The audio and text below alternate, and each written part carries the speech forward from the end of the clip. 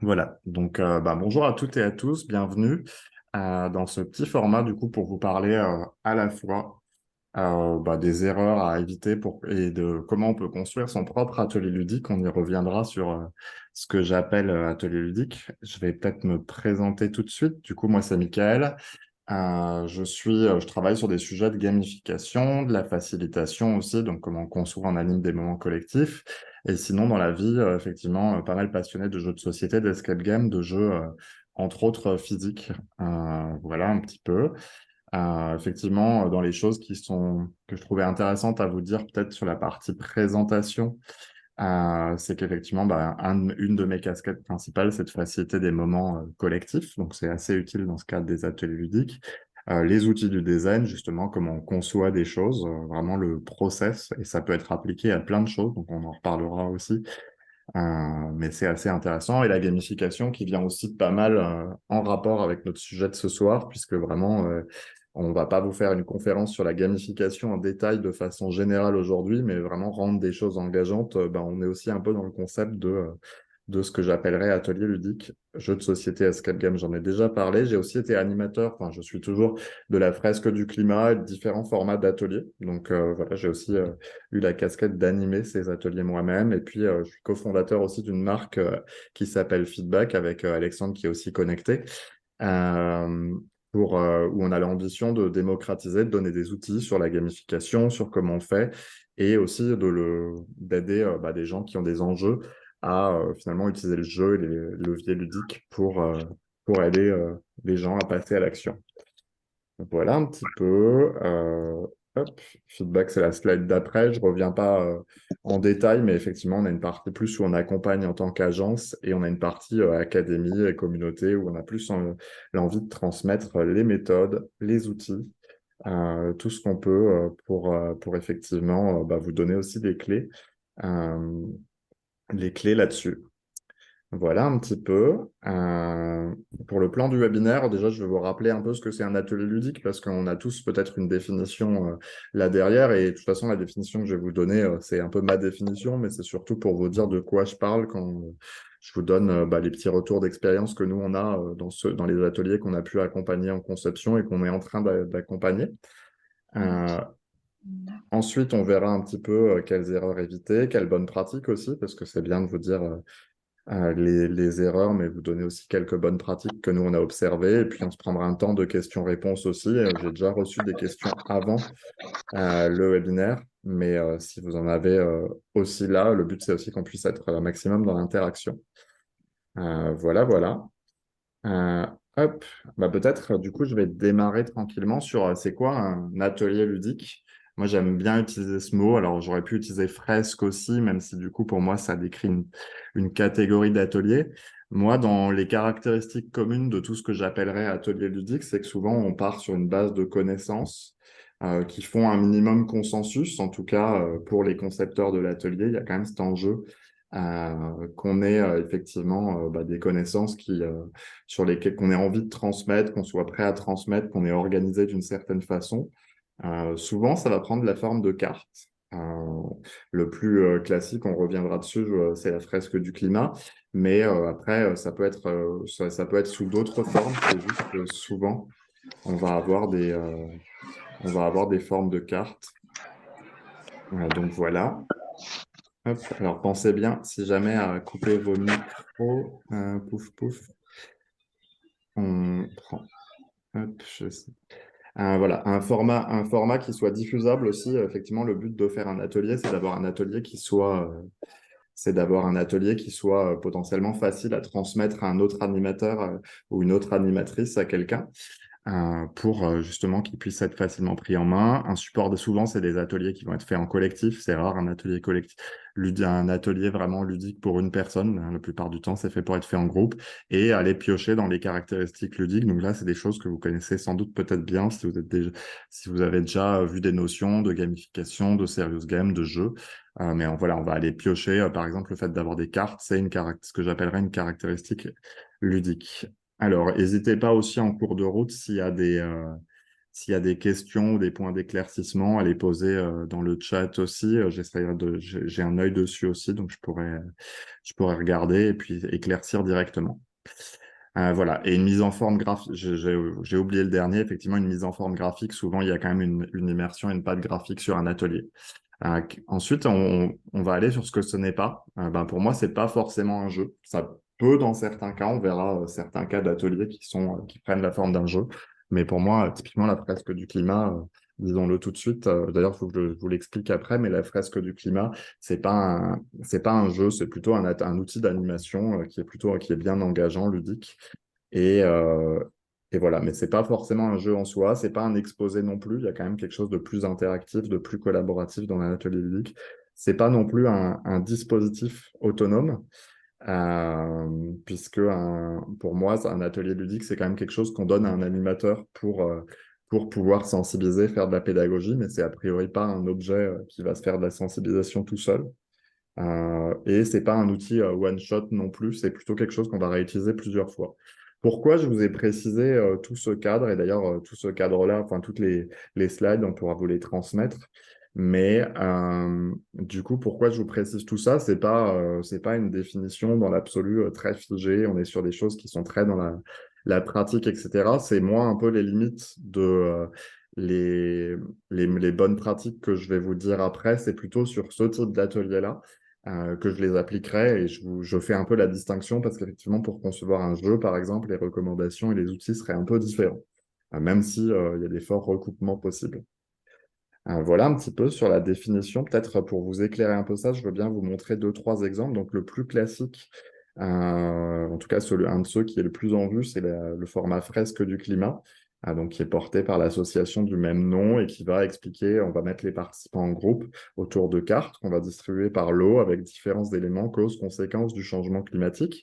Les cartes au dos ont un texte d'information qui aide les participants à placer, et puis l'animateur ou l'animatrice tout au long de la présentation de l'atelier, va donner des éléments d'éclairage, va expliquer certains concepts un peu difficiles, et puis les participants vont aussi avoir d'autres choses à faire. Ils vont pouvoir s'exprimer, ils vont pouvoir ensuite mettre leur patte graphique sur la fresque aussi, donner un titre, et puis potentiellement, selon les ateliers aussi, pouvoir avoir un débrief où on parle des solutions, des premiers pas, de ce qu'on peut faire aussi.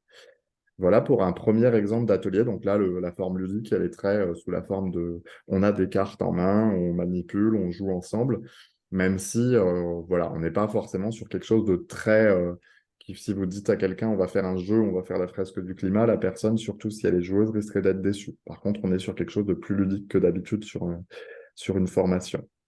Un autre exemple d'atelier, que j'appellerais, c'est le jeu des 1000 pas qui a été fait par Bijou, qui est du coup un jeu qui va parler de la carrière professionnelle en tant que femme et des difficultés qu'on va rencontrer pour sensibiliser, faire parler de ces sujets-là, etc. Et donc là, du coup, on est sur quelque chose qui prend un peu la forme d'un Milborn, qui a des mécaniques un peu communes, mais qui, pour moi, est avant tout finalement un prétexte en fait, du coup, on va vraiment jouer, on essaye d'avancer, de faire les pas dans sa carrière professionnelle, et en fait, on va rencontrer des obstacles et trouver des solutions qui sont liées aux stéréotypes, à des soucis vous avez des exemples, par exemple, maternité, garde d'enfants, bah voilà.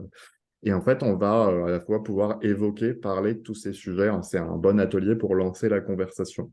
Donc voilà, moi je trouve que c'est un format aussi, même si pour le coup il y a un aspect jeu plus prononcé, on est quand même sur un objectif que je trouve à mon goût, et plus effectivement de lancer la conversation là-dessus.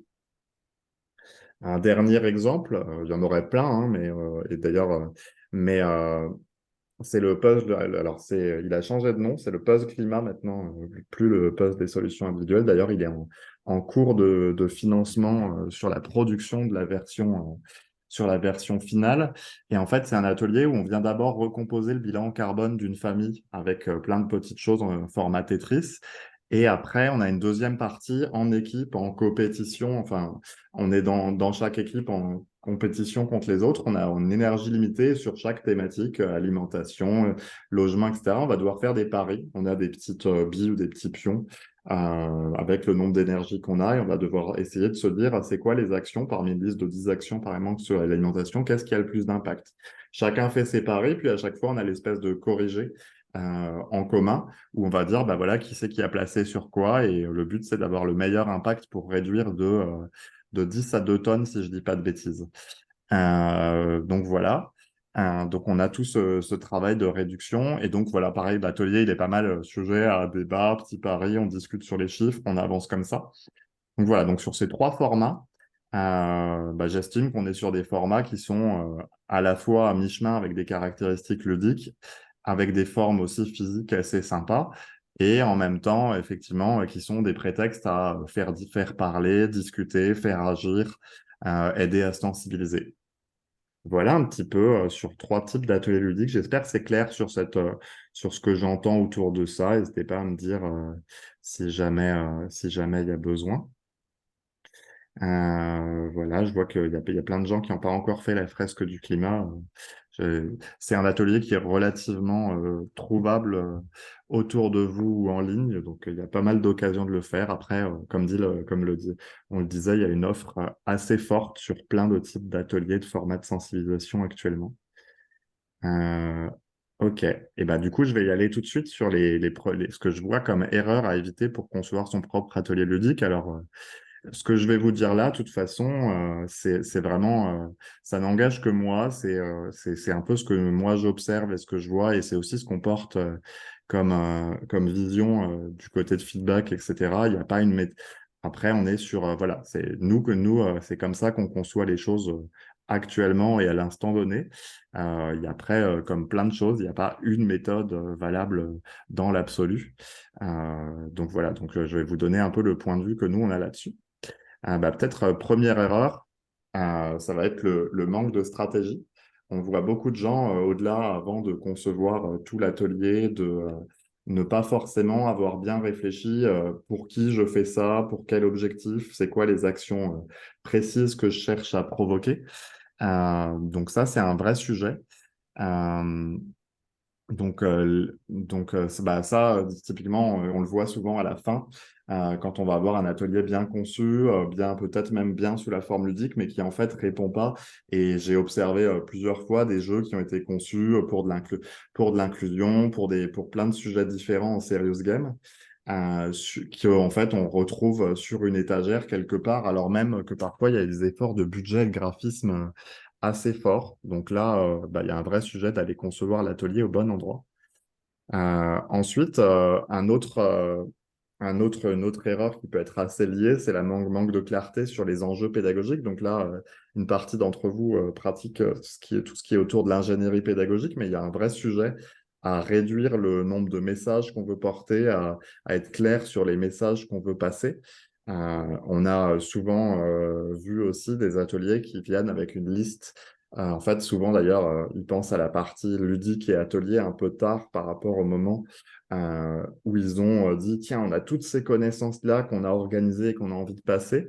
Et du coup, il y a un vrai sujet à arriver à se dire quand même, c'est quoi les messages prioritaires, comment je peux sensibiliser, etc.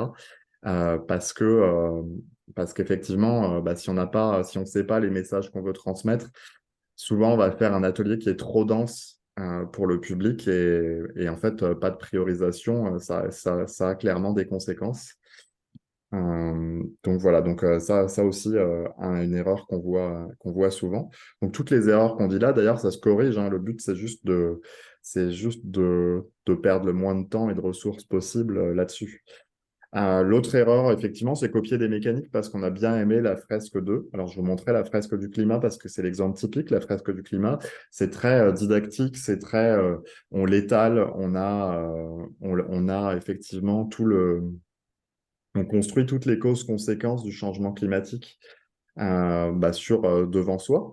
Et en fait, le truc, c'est que ça, c'est une mécanique visuelle, cause-conséquence, etc., mais qui, par exemple, va pas marcher pareil du tout pour d'autres thématiques qui vont être beaucoup plus systémiques, avec moins de causes-conséquences, mais des choses beaucoup plus enchevêtrées, ou même des choses où, en fait, on va avoir plutôt 4 ou 5 concepts clés qui sont pas liés entre eux, mais donc voilà, donc là aussi, c'est bien de réfléchir à la mécanique et la dynamique de l'atelier en fonction d'eux, et pas juste pour aller copier quelque chose qui a marché. Par exemple, si je vous rappelle l'exemple de l'atelier des 1000 pas, c'est intéressant parce que du coup, c'est une mécanique qui vient aller chercher sur le sentiment de progression et sur le sentiment d'être bloqué, etc.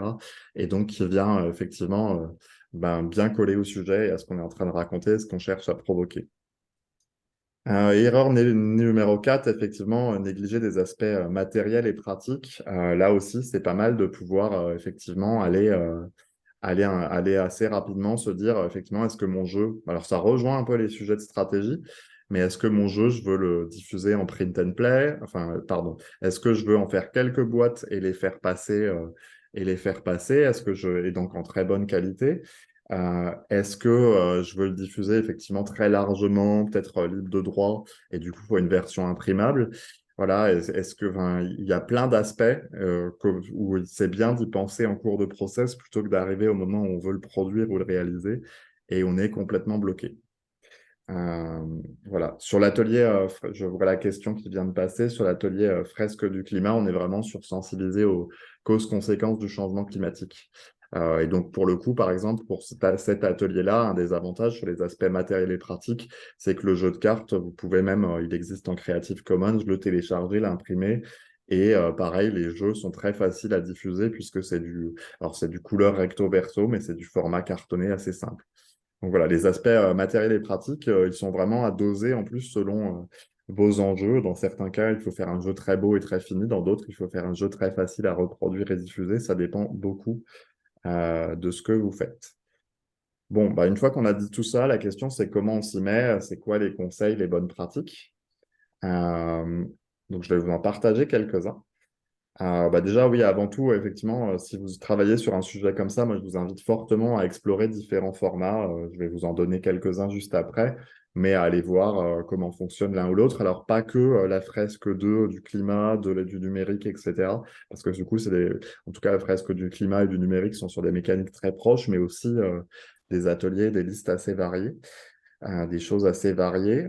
Nous, on a fait une petite classification, alors qui est totalement en cours de travail, mais juste pour montrer qu'il y a des grandes différences de possibilités en termes de mécanique. Donc, on va avoir didactique visuelle, cause et conséquence. On est vraiment sur les choses comme la fresque du climat, où on manipule et on comprend parce qu'on voit, parce qu'on a en main. J'ai mis des choses support à la discussion, comme du coup le puzzle climat ou les 1000 pas, où en fait, ce qui est intéressant, c'est que ça provoque beaucoup de discussions sur soit ce qu'on a vécu, soit ce qu'il faudrait faire. J'ai mis les jeux détournés. On va avoir Terrabilis qui a un espèce de Monopoly, mais où en fait on a des contraintes sur le climat et sur pas faire dépasser les 2 degrés sur la planète, mais en même temps on joue des chefs d'État avec leurs enjeux d'argent, d'énergie et d'environnement. Donc là, on va être sur des choses très ludiques où les joueurs, pour le coup, on est dans une simulation de jeu, on est dans quelque chose pareil quand on va faire des détournements de timeline, qui est un petit jeu pour remettre des dates l'une en face de l'autre. Voilà un petit peu. On peut avoir des choses qui sont très dans les énigmes à résoudre. L'exemple, on vous en parlera sans doute plus tard, mais on a réalisé un jeu, une escape box avec le ministère de l'écologie sur les risques naturels, sur feux de forêt et inondations. Donc là, on est vraiment sur des petites énigmes qui sont en rapport avec le sujet pour faire comprendre. Et après, on va avoir aussi des choses, de la co-création. Les gamificards, par exemple, pour ceux qui ont déjà eu l'occasion d'expérimenter, on va être vraiment sur produire ensemble des idées, de produire des choses. Le match du siècle, alors qu'il va changer de nom, mais j'ai pas encore le nouveau nom, qui est un atelier pour identifier ses talents. Là aussi, on est en groupe, on essaye de faire ensemble, de découvrir ensemble. Tout ce qui est alternance c'est pédagogique et ludique, par exemple, la fresque de diversité utilise beaucoup de ce que j'appellerais des mini-jeux, mini-moments ludiques entre les séquences pédagogiques et entre des moments qui ressemblent plus à de la fresque, par exemple. Et là aussi, c'est intéressant. Et dispositifs physiques et interactifs, on est encore en train de réfléchir sur ce qu'on met exactement dedans, mais il y a des dispositifs qui sont vraiment dans comment j'agis, comment je mets autour et je discute, avec peut-être moins de contraintes de temporalité sur l'atelier, etc. Donc, on a mis le Lego Serious Play, mais il pourrait y en avoir plein d'autres. Là, de toute façon, c'est non exhaustif, c'est surtout pour vous montrer qu'il y a plein de choses possibles au-delà du cause-conséquence. C'est aussi pour vous dire que là, probablement, sur des ateliers dont on a parlé, ils peuvent appartenir à plusieurs catégories. Donc voilà, en tout cas, je vous invite à aller explorer des choses assez différentes, mais par exemple, effectivement, d'aller voir peut-être alors le match du siècle, je ne sais pas le nom que ça aura, mais suivez Ticket for Change, ils sont en train de changer de nom. La fresque de la diversité, pareil, c'est un format qui a pas mal de différences avec la fresque du climat. Et puis, par exemple, le puzzle climat ou les 1000 pas, ça vous donne des bons aperçus d'autres choses qui existent. Euh, je vous ai remis ça aussi pour ceux qui ont l'habitude de ce qu'on fait avec Feedback. Nous, on identifie dans ce qui nous motive dans les jeux différents leviers d'engagement. Je pourrais vous laisser aller regarder sur notre site si vous voulez en savoir plus, mais ce qui est intéressant, c'est de se dire qu'effectivement, certaines personnes sont là devant un jeu pour la créativité et l'autonomie, le côté Lego, ou construire des choses ensemble, par exemple. D'autres vont être là pour le sens ou pour la compétence et maîtrise, le fait d'avoir l'impression de progresser. Donc voilà, on peut aller piocher dans pas mal de mécaniques et leviers différents aussi pour faire ça. Voilà, maintenant, une fois que ça c'est dit, d'aller explorer, etc., je vous donne quand même quelques conseils pratiques sur comment faire. Déjà, nous, ce qu'on pratique beaucoup, c'est le co-design, de faire de la construction collective avec différentes expertises. Nous, on travaille souvent, nous, avec une partie expertise ludique, stratégie sur ces ateliers, mais avec des gens qui sont experts du sujet. Idéalement, travailler aussi avec des concernés quand c'est des sujets où ça s'y prête bien. Travailler aussi avec les différents métiers qui vont peut-être être impactés par votre outil. Si vous faites un atelier pour sensibiliser au sein d'une société sur une nouvelle démarche, sur quelque chose, ben, en fait, il faut aller aussi peut-être aller faire venir la DSI, les gens qui sont impactés par ce que vous êtes en train de faire, puisque ben, peut-être qu'ils vont aussi avoir des choses, leurs mots à dire sur la façon dont on passe les messages, etc. Donc ça, nous, il y a plein de formats différents, mais de manière générale, ça consiste à mettre les gens autour de la table, à utiliser des outils classiques du design thinking, par exemple, d'avoir différentes étapes, d'avoir un temps où vous cadrez le sujet, d'avoir un temps où vous générez des idées plutôt sans contrainte et un moment où vous triez, vous prototypez ça, mais on va en parler. Mais en tout cas, voilà, de faire à plusieurs, c'est une bonne chose. C'est aussi bon pour garder la motivation tout du long. Ça permet effectivement à la fois d'engager mieux les parties prenantes et mieux concevoir. Et ça aussi, effectivement, vous allez avoir en fait, vous allez avoir un public qui est déjà embarqué quand vous avez conçu avec eux. Donc ça, c'est pratique aussi pour la diffusion, pour avoir des ambassadeurs, etc. après. Euh, une autre pratique que je trouve plutôt bonne et qu'on a observée et faite sur plusieurs projets actuellement, c'est la modularité.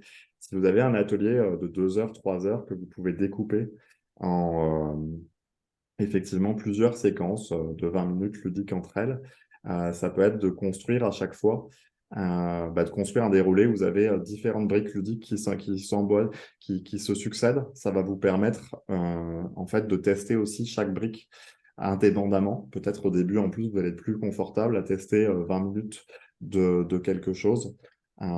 Et puis même après, vous, dans les cadres d'usage que vous avez, ça permettra aussi d'enlever ou de rajouter des briques en fonction. Donc, je trouve ça assez chouette d'avoir des choses modulables, surtout effectivement quand on se sert de ça dans des contextes variés après. Ça va faciliter les tests et les usages. Voilà. Pour prototyper, essayez de faire simple, papier, crayon, feutre, imprimante. Il y a d'imprimer des choses, de récupérer des images sur Internet, de potentiellement générer des choses aussi avec de l'intelligence artificielle ou des choses comme ça, si jamais, mais en tout cas, passez pas trop de temps. Ce qui est important, c'est de fabriquer ce qui est important à tester et de favoriser la rapidité d'exécution. Ce que je vois souvent, c'est quand même un des critères de succès, c'est quand même d'aller rapidement à un test concret de ce qu'on a en tête parce que voilà, on va en reparler juste après, donc je vais vous le dire juste après, mais effectivement, l'expérimentation, c'est vraiment important de dire il faut tester, tester, retester. C'est comme pour la conception de jeu, mais ça va améliorer l'expérience, ça va vous faire rendre compte de choses qui vont pas et les changer, et ça va vous permettre aussi de le faire avant d'avoir engagé trop de temps et d'argent. Faites pas un design détaillé graphique, par exemple, avant, et même pareil, faites pas votre design. Souvent, c'est quelque chose qu'on voit pédagogiquement en détail, le texte de toutes les cartes, parce que quand vous allez vous rendre compte qu'en fait, il faut la moitié moins de cartes ou changer toutes les catégories, ben, vous allez avoir engagé beaucoup de temps pour rien. Et après, on sait les biais cognitifs qu'on a, vous allez avoir du mal à vous séparer de ce que vous avez passé du temps à imaginer. Donc vraiment là, j'insiste, mais d'aller tester les choses assez rapidement. Un point qui est un peu difficile pour le coup, mais là, les outils du design, entre autres, sont plutôt bons. C'est de savoir jalonner sa démarche pour avancer sans se perdre. Parce qu'un projet comme ça peut être un projet qui avance beaucoup trop vite et qui a un résultat mauvais, mais ça peut aussi être un projet qui avance beaucoup trop lentement, on n'est jamais content et où au final, on n'arrive pas, on n'arrive pas effectivement on a l'impression de ne pas avancer, de tout remettre en cause tout le temps. Donc ça, pour ça, déjà, vous pouvez capitaliser et documenter les apprentissages. C'est important de se dire, OK, ce test-là, il m'a fait apprendre ça. Ça, on va pas le refaire. De se dire aussi, tiens, maintenant, on a appris que cette direction, on a réduit un peu le scope de là où on va. Bah, ça a l'air de marcher. Les cartes, ça marche, mais il manque peut-être un truc sur les illustrations, sur ceci, sur cela. Et ben en fait, voilà, c'est d'essayer de vous dire, tiens, qu'est-ce qu'on ne remet plus en cause, de progressivement éliminer des choses. C'est difficile, hein, parce que par moment, effectivement, il faut savoir quand même remettre en cause. Et par exemple, vous pouvez aussi vous fixer des limites temporelles. Alors, ça peut être grâce à quelqu'un d'externe, si vous avez quelqu'un qui vous suit un peu, ou ça peut être effectivement vous-même vous dire, ben, en fait, on se laisse telle date pour arriver à un prototype, on se laisse telle date pour le mettre en œuvre de façon plus concrète.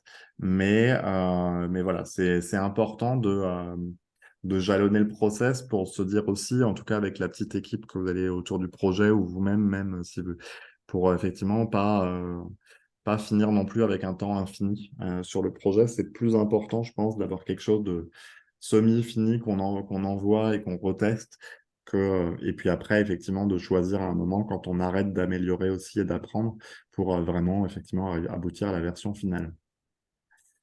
Voilà un petit peu, une fois que tout ça c'est dit, la meilleure façon d'avancer quand même sur ces outils-là, je croise beaucoup de gens qui ont des idées de je ferais bien je ferais bien un jeu, un outil, quelque chose autour de mathématiques. C'est quand même la meilleure façon, c'est d'avancer, de se lancer, d'itérer. Vous n'avez pas besoin de faire des outils compliqués d'abord. Vous pouvez aussi vous dire, tiens, est-ce que je ne ferais pas juste une séquence de 20 minutes un peu ludique avec des cartes qui sera le début de ma formation classique ou de mon atelier classique et pour l'instant vous testez. Vous pouvez faire quelque chose de très papier-crayon, vous pouvez tester des choses, mais vraiment, effectivement, vous allez apprendre en faisant. Alors, c'est toujours facile à dire, mais ça reste quand même le cas sur pas mal de ces sujets-là. Donc, voilà un petit peu.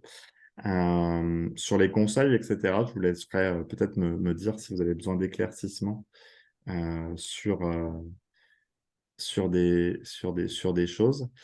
Je regardais, je suis pas complète. Ah, ok. Les remarques de Jérôme, c'était éviter le jeu ficelle à rôti qui est là pour convaincre de votre point de vue. Donc, d'avoir une opportunité, enfin, en tout cas, d'avoir quelque chose qui laisse des portes ouvertes aussi, effectivement. C'est, ouais, je pense que ça dépend beaucoup. Enfin, en tout cas, je pense qu'il ne faut pas que ça soit perçu comme c'est là pour convaincre du point de vue. Après, il y a des ateliers qui prennent bah, la fresque du climat en particulier, qui prennent le point de vue de dire, nous, on est basé sur ça, ok, machin. Et en fait, on dit, bah voilà, ça, on est là pour vous expliquer le rapport du GIEC et voilà. Mais effectivement, je pense qu'il y a un effet qui est quand même limité sur convaincre du point de vue, même si ça peut être pour le coup, certains ateliers, on peut avoir aussi un effet, effectivement, c'est là pour amener une vision ou quelque chose, quoi. Mais ça dépend pas mal. Mais ouais, contenu, ça marche. Peut-être, si vous voulez, on peut passer aux questions. Je vous laisse juste réfléchir. N'hésitez pas soit à les taper dans le chat, soit à lever peut-être un pouce ou la main via Zoom. Normalement, ça se fait assez facilement ou à prendre la parole directement. On n'est pas beaucoup. Peut-être juste avant, je vous précise aussi pour les choses pour aller plus loin. On a une newsletter sur Feedback, donc avec un lien d'inscription sur feedback.io où on partage entre autres des exemples liés aux ateliers ludiques. Et on a du coup Meetup, normalement, si vous êtes là, c'est que vous avez trouvé la porte d'entrée du groupe Meetup. Et YouTube, c'est bon à dire si jamais vous avez des gens avec qui vous avez envie de partager ce webinaire ou un autre, ou en revoir un autre. On met tous les replays sur la chaîne YouTube de Feedback, donc normalement, c'est assez simple à trouver. Voilà, je vais prendre des questions. Je sais pas, n'hésitez pas à me dire si vous avez envie de la poser à l'oral aussi ou pas. Je vois que Nathalie a dit comment choisir le bon format. Si c'est choisir le bon format d'atelier vraiment sur le choix des mécaniques, etc. Je pense que ça dépend de deux choses, mais c'est beaucoup, c'est quoi le contexte, c'est quoi les objectifs. Quelqu'un m'a posé en amont, justement, c'est quoi la bonne durée. Moi, j'ai souvent l'impression que la bonne durée sur des ateliers qui viennent faire de la sensibilisation sur des sujets un peu complexes, c'est 2 heures et demie. Parce qu'au-delà, en fait, souvent, ça veut dire que souvent, vous avez besoin de 3 heures avec tout ce qui se passe. Et en fait, après, ça peut être compliqué, mais ça dépend énormément des contextes où vous vous situez. Certains sont des cadres formation et du coup, on peut prendre 4 heures. Sur d'autres, on a eu des formats type la fresque quiz pour la fresque du climat, qui est un format vraiment, on prend les gens qui passent en festival et on discute avec eux. Et sinon, sur les mécaniques, un peu à la fois en se disant bah, qu'est-ce qui se prête bien à mon sujet, qu'est-ce que j'ai envie de produire. Par exemple, quand je vous mettais les jeux qui sont support à discussion, l'objectif c'est quand même plus de faire parler les gens du sujet que de justement dérouler une vérité absolue. Si je reprends les 1000 pas par exemple, par rapport à ce que disait Jérôme pour le côté donneur de leçons, ce qui est hyper intéressant sur les 1000 pas, donc le jeu sur le parcours des femmes, c'est qu'ils sont allés chercher avec Bijou plein d'exemples de vécus de femmes en entreprise. Les cartes sont basées sur ces exemples de vécus. Et du coup, ça se prête super bien à avoir une discussion, à avoir des petits éclairages pédagogiques de temps en temps. Il y a des choses, mais quand même, le principal, c'est effectivement, là, le format, il dit, ce que j'ai envie, c'est de faire discuter les gens. Nous, avec les gamificards, par exemple, on avait envie que les gens se mettent plutôt en action et trouvent des idées sur leur projet. Donc, les formats sont quand même très dépendants du sujet et de ce qu'on a envie de faire aux gens. Alors, la timing et max du groupe sur une fresque, c'est une question intéressante. Moi, j'ai tendance à dire qu'un groupe au-delà de 6, ça commence autour d'une table, ça devient compliqué. De toute façon, en termes d'intelligence collective, sur des ateliers plus classiques, effectivement, enfin vraiment des ateliers où on va faire de la conception ensemble, on est plutôt sur ces nombres-là. Je pense on peut monter à 8 si c'est pas trop interactif ou si c'est très dans la discussion, etc. Mais je dirais plutôt ça. Après, ça dépend. Voilà, ça dépend un peu. Et là, moi, je pensais à 6-8 et on peut avoir deux tables éventuellement sur un facilitateur, mais là, ça paraît pareil, ça dépend énormément de l'autonomie de votre atelier. La fresque du climat, je sais qu'on peut aller à 2 tables relativement quand on est à l'aise, 3 quand on est rodé vraiment, je pense. Et pour l'avoir fait quelques fois, c'est un peu plus sport. Euh, et voilà, mais du coup, effectivement, ouais, je dirais 8-10 par facilitateur et peut-être 2 groupes par facilitateur souvent, mais ça dépend vraiment de l'outil, des enjeux que vous mettez derrière, du cadre. Voilà un petit peu. Je ne sais pas s'il y a d'autres questions. Peut-être sur la taille minimum aussi, je n'ai pas répondu, mais c'est vrai que je trouve que ce type d'atelier, ça devient intéressant souvent à partir de 3-4 personnes, parce qu'il y a la dimension collective, discussion, etc. Voilà un petit peu, j'ai parlé beaucoup de formats physiques aussi, mais effectivement, il y a tous les formats numériques. Je vois qu'on parle pas mal de la fresque du numérique. Alors, je ne sais pas si... Oui, voilà, la fresque du numérique existe en numérique. Et effectivement, là, on va utiliser des outils type Mural, Miro, Klaxoon, souvent, mais on a souvent la difficulté que c'est pas évident d'avoir toute la multiplicité de mécaniques qu'on peut avoir sur un outil physique. Et la discussion, pareil, en visio, là, pareil, sur les tailles de groupe, si on est trop nombreux, c'est compliqué. Ou s'il n'y en a pas de petites, s'il n'y en a pas effectivement, des tailles de groupe assez petites. Ok, est-ce que peut-être il y a d'autres questions? Sinon, je vais aller regarder aussi. Moi, j'avais pas mal de questions qui ont été posées en amont du webinaire qui étaient intéressantes pour certaines. Ouais, j'avais 2 questions que je trouve intéressantes. Alors, j'en ai un petit peu parlé, mais comment on teste et comment on débrief. Moi, c'est 2 choses que je trouve intéressantes. Tester, on essaie de... Alors, c'est les mêmes conseils que le test habituel. C'est d'abord avec des gens avec qui on est très à l'aise, qui sont proches de nous. Et après, plus ça va, plus on se rapproche des utilisateurs finaux. D'ailleurs, le tout premier test, même, ça peut être avec vous-même. Vous essayez de dérouler juste et de voir si c'est fluide et logique, ce que vous avez imaginé. Et après, pour les retours, vraiment le débrief, bah souvent on prend un débrief à chaud un peu, c'est quoi vos retours, c'est quoi les choses. Moi, j'aime bien utiliser des outils comme commencer, arrêter et continuer pour un peu structurer le fait d'avoir des retours négatifs, positifs, etc. Et vous pouvez aussi avoir un test écrit qui va permettre aux gens enfin, un questionnaire qui va permettre aux gens de s'exprimer aussi plus sans l'influence du groupe. D'ailleurs, idéalement, faites-le remplir avant de demander l'avis à chaud de tout le monde, mais c'est vrai qu'on a toujours envie d'avoir l'avis à chaud aussi. Mais voilà, donc ces questions du test, ouais, c'est hyper important et d'avoir les débriefs, etc., c'est assez chouette. Quand un jeu est basé sur des connaissances établies, quelles sont les pistes pour en faire un jeu ou atelier intéressant? Euh, Bah, ça dépend pas mal du sujet, ça dépend pas mal aussi. Moi, j'aime bien regarder, souvent avec les gens qui sont experts du sujet vont aussi pas mal savoir nous dire. Je vais leur demander souvent ils ont déjà l'idée de fresques ou de choses comme ça, mais s'ils organisent visuellement un peu, c'est quoi les grandes thématiques du sujet, c'est quoi les choses qui sont connectées entre elles. Déjà, ça nous donne une idée si c'est très cause, conséquence, etc. Ou si c'est plus de choses reliées entre elles, etc. Moi, j'aime bien poser la question aussi, c'est quoi les notions vraiment clés qu'on a besoin d'expliquer?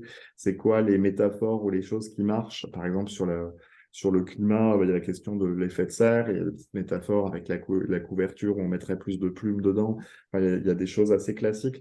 Pareil, moi, j'ai travaillé sur un sujet de sensibilisation aux médias récemment et la personne qui travaille sur le sujet a une habitude déjà de faire pas mal de choses proches du débat mouvant, de l'éducation populaire. Donc en fait ensuite effectivement, aller puiser dans ce qui se fait déjà, ou ce que la personne fait déjà sur une sensibilisation ou pédagogie classique qui marche. Voilà, et les détournements de jeu aussi sont intéressants. Je pense à Codenames, je pense à Timeline.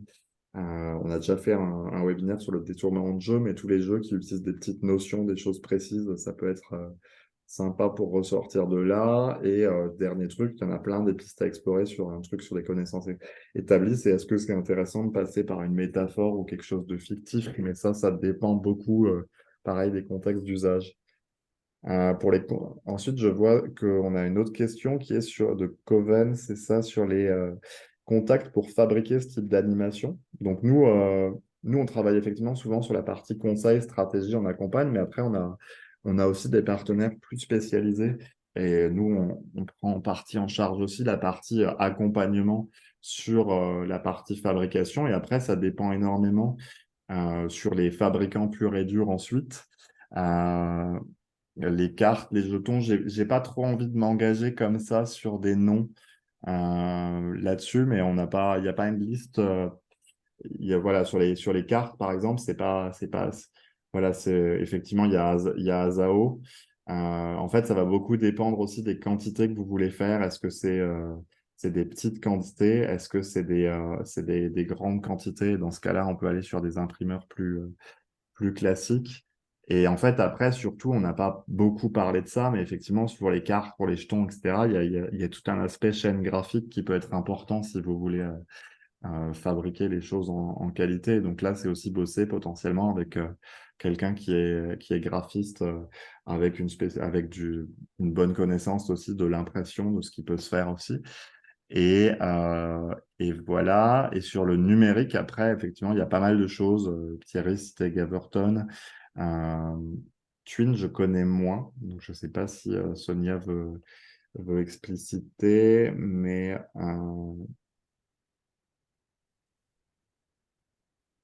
voilà. Board Game Maker, pouf, pouf, pouf. Je suis pas, non, je pense pas qu'on ait testé des choses comme ça. Après, sur toutes ces questions de matériel, moi, je connais pas mal de groupes d'auteurs de jeux de société purs et durs, pour le coup, où je pense qu'il y a moyen de pas mal se renseigner là-dessus. Et voilà. Et après, pareil, sur des protos petites séries, c'est arrivé aussi que je renvoie vers Prismatic, qui sait faire ce type de proto avec qui on travaille, mais qui va plus les faire sur des prototypes un peu sur mesure, etc., mais avec des moyens de fabrication qui sont sympas. Ça dépend, ouais, ça dépend vraiment beaucoup de choses. Voilà. Mais effectivement, après, la liste des solutions de prototypage physique ou numérique, elle est assez grande. Vous allez trouver pas mal de choses.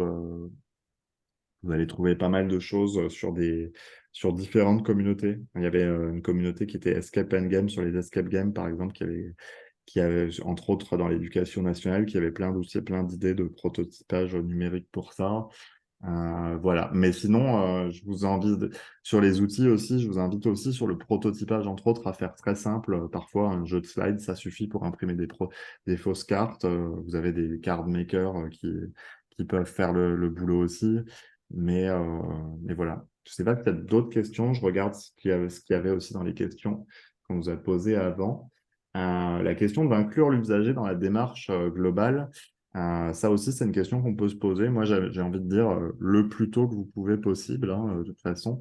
Après, avec la nuance que potentiellement, c'est soit vous l'interrogez un peu, mais sans lui parler du tout de votre solution, plus en essayant de comprendre ce qui l'a fait sensibiliser ou ce qui fait qu'il n'arrive pas à s'intéresser à tel sujet. Et j'irais bien dire, si ensuite vous allez le voir avec un proto de votre solution, allez-y à un moment peut-être, surtout si c'est un peu complexe, où elle est tangible. Donc, où vous avez soit un storyboard très clair, donc storyboard vraiment des petites cases de BD avec expliquer qu'est-ce qui va se passer pour lui, soit vraiment votre proto papier, etc. Pour le coup, on a travaillé avec différents acteurs publics où en fait c'est devenu beaucoup plus clair pour eux le prototype sur lequel on bossait à partir du moment où on s'est mis dans une salle avec eux, avec le prototype qui était papier découpé au ciseau pas très longtemps avant, etc., qui n'était pas du tout proche de la version finale exacte, mais ça leur permettait beaucoup plus de se projeter. Donc là, voilà, n'hésitez pas à faire des choses simples.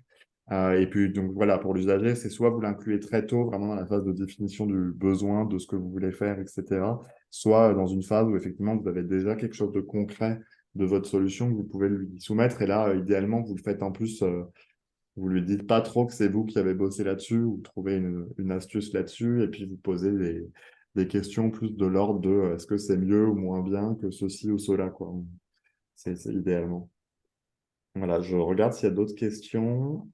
Pif pouf. Euh, hop. Sur les questions de savoir est-ce que ça marchera avec tout le monde, est-ce que ça prendra ou pas. Bah là, on est sur une question de test et de choses, mais effectivement, les ateliers ludiques, moi, je suis assez partisan de dire souvent, en fait, ça n'a pas besoin d'avoir une allure de jeu, en tout cas pas dans tous les cas, et ça n'a pas besoin d'être très ludique en tout cas, ça n'a pas le besoin de s'afficher comme étant très ludique. Donc, je trouve que c'est souvent des formats où on arrive à embarquer quelqu'un même qui dirait, moi, j'aime pas jouer parce qu'en fait, on va un peu le prendre dans finalement un format classique. Après, il peut toujours avoir des réticences. Moi, j'aime bien dire aussi qu'il faut toujours laisser une porte de sortie aussi. Ça sert à rien. Enfin, vous allez rarement réussir, enfin, voire jamais réussir à forcer, à sensibiliser quelqu'un en l'obligeant à suivre un déroulé d'atelier. Et surtout, vous allez faire des dégâts sur le reste du groupe potentiellement et sur l'efficacité pour le reste du groupe. Donc, ouais, évitez de forcer les gens à finir un atelier ludique où ils sont complètement contre, hein. Si vous pouvez, il vaut mieux laisser la personne faire autre chose, hein.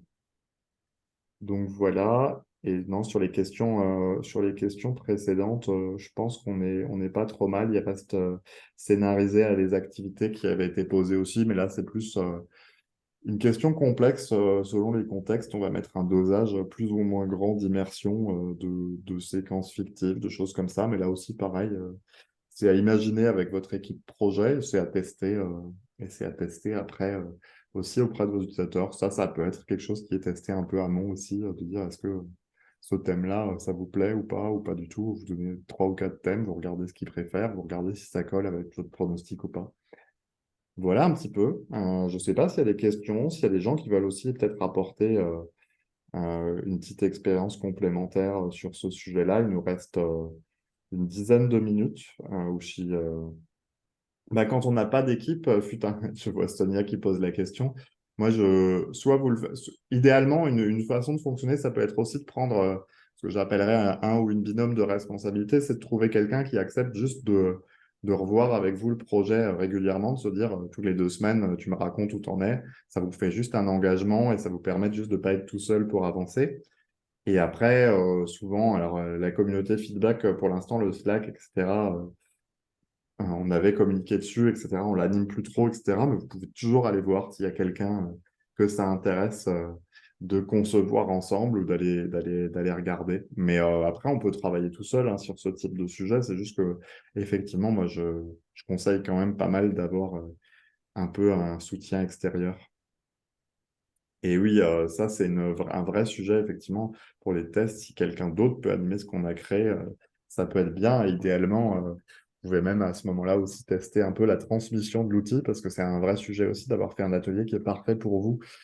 Si par exemple vous êtes très bon acteur ou actrice et qu'en fait il faut faire beaucoup d'efforts de théâtre pour votre atelier, bah, c'est cool, ça sera bien pour vous, mais peut-être que ça sera compliqué à transmettre. Et ça peut marcher avec plein de choses où on va être à l'aise personnellement, mais pas, euh, mais pas forcément. Et oui, sur les communautés de game testers, bah, après, il y a différentes communautés et endroits où poser la question pour trouver des gens pour tester, effectivement. Mais, euh, mais voilà, et puis après, il faut surtout pas hésiter. Quand vous êtes sur un sujet particulier, je trouve que c'est moins difficile d'aller trouver des testeurs parce qu'en fait, vous allez souvent avoir une association, avoir des gens qui sont dans votre corps de métier, d'aller chercher dans les groupements, organisations en rapport avec votre sujet ou votre profession pour tester. Qui est le média pour valeur ajoutée, jeu, animateur? Moi, je pense que, et c'est pour ça que je dis souvent qu'effectivement, l'atelier, il ne se passe pas dans l'animateur sur ces formats-là. Et moi, les meilleurs formats que j'ai vécu, c'est quand même des formats avec des animatrices ou des animateurs qui incarnaient vraiment le sujet. Par exemple, pour la fresque de la diversité, bah, le fait que la personne puisse apporter aussi des éléments de pourquoi elle a envie de transmettre, etc. C'était important. J'ai fait la fresque Océane qui est une fresque sur la question des océans et de tout ce qui s'y passe avec Alice Vitou, qui a été très engagée chez Surfrider et dans les sujets liés, ben forcément, elle porte énormément le sujet, donc ça apporte un gros plus à l'atelier. Moi, je pense que c'est deux choses qui vont aller de pair et je pense que pour le monde de la formation, c'est pareil, hein. Quand on a un acteur qui porte son sujet, ça sera toujours plus engageant que d'avoir quelqu'un qui pousse un contenu qui ne vit pas, quoi. Ça, clairement. Mais l'idée quand même des ateliers, c'est de donner des moyens pour sécuriser, aider quelqu'un qui dit, moi j'ai envie de, tiens, pour reprendre l'exemple de la fresque du climat, le climat c'est un sujet pour moi, j'ai envie d'expliquer aux gens pourquoi il y a un problème maintenant. Cool, j'ai un outil qui m'aide à faire venir les gens parce que c'est un peu packagé, à l'animer, à apporter des choses de façon cohérente. Moi, ça me sécurise beaucoup en animation aussi parce qu'en fait, je suis quand même sur quelque chose qui est rodé, outillé. Voilà. Le format sur la formation d'animateur, moi, j'ai trouvé plein de choses intéressantes, entre autres chez Ticket for Change, du coup, sur l'atelier autour des talents et des profils de chacun, puisqu'en fait, ils ont été jusqu'à proposer un petit MOOC pour diffuser derrière leur format, une petite communauté, etc. Après, sur des choses plus classiques, moi, je pense souvent, c'est d'avoir finalement des temps d'échange où on explique l'atelier, de rédiger, à la fois de rédiger, de faire des petites vidéos, c'est bien quand même, et d'avoir des temps en tutorat, aussi de faire l'atelier avec quelqu'un d'autre qui est expérimenté. Je trouve ça, c'est plutôt sympa. C'est plutôt sympa. Euh, voilà, voilà. Bah écoutez, je ne sais pas s'il reste des questions. Je vois que ça vient. Je vois que ça échange hop. Ah oui, ça bouge un peu selon les réponses sur la communauté de game testers, sur la guilde à Thierry. Yes. Pouf, pouf. Qui est plutôt cadré jeu pédagogique, ouais. Voilà, voilà. Et ben écoutez, sinon, moi je pense, de toute façon, effectivement, là, nous, j'espère que ça vous aura été utile aussi. N'hésitez pas à nous faire des petits retours sur les parties de la présentation qui vous ont bien plu, sur les choses qui vous seraient utiles. Nous, on écrit pas mal d'articles ou de contenu derrière, donc c'est toujours bien pour nous de savoir aussi les questions sur lesquelles vous aimeriez avoir plus d'infos ou plus de choses. N'hésitez pas à nous tenir au courant aussi s'il y en a qui se lancent ou font des petits essais. C'est toujours intéressant aussi de savoir ça. Et nous, on est très joignables, du coup, idéalement sur LinkedIn, c'est souvent le plus facile, mais par le site de feedback ou et après, en nous suivant sur les différents points, ça va être relativement facile de nous trouver. Et puis, sur ce, ouais, j'ai plus qu'à vous souhaiter effectivement à la fois de tester les ateliers chouettes et peut-être d'en concevoir aussi. Et, euh, et voilà. Merci à toutes et à toutes pour votre attention. Je sais pas, je réfléchissais, mais on n'a pas, effectivement, là, je pense qu'on est dans une phase où il y a plus des choses à suivre et il y a pas des actus immédiates. Je réfléchissais, mais là, j'en vois pas. Et puis, Et puis sinon, bah, effectivement, à une prochaine. Merci à toutes et à tous. Bonne soirée. Euh, alors, alors, je vais couper l'enregistrement. Hop.